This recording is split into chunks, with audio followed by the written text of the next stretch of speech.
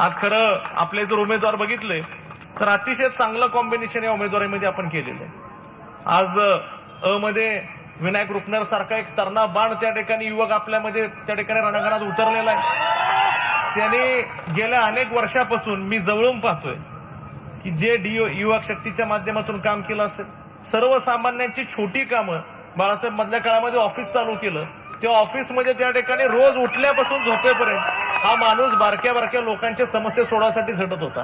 कुणाचा हॉस्पिटलचा विषय असेल, येऊन तासन तास बसून राहायचा, हे माझा हॉस्पिटलचा विषय, ह्या माणसाला त्या ठिकाणी भारतीय हॉस्पिटलच्या माध्यमातून कुठं मदत झाली पाहिजे, तिचं बिल कमी झालं पाहिजे, ह्या सगळ्या गोष्टी विनायकरावने हट्टाने त्या ठिकाणी करून घेतलेल्या आहे सर्वसामान्य न्याय देण्यासाठी।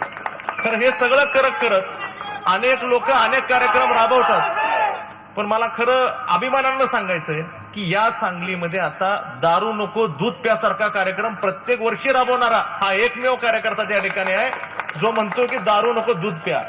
बाकी ठिकाणी लोक दारू पाजायला मागं लागतात, दारूच्या बाटल्या घेऊन लोक मागं पळतात, पण हा मुलगा प्रत्येक वर्षी त्या ठिकाणी दारू नको दूध प्या हा उपक्रम राबवतो।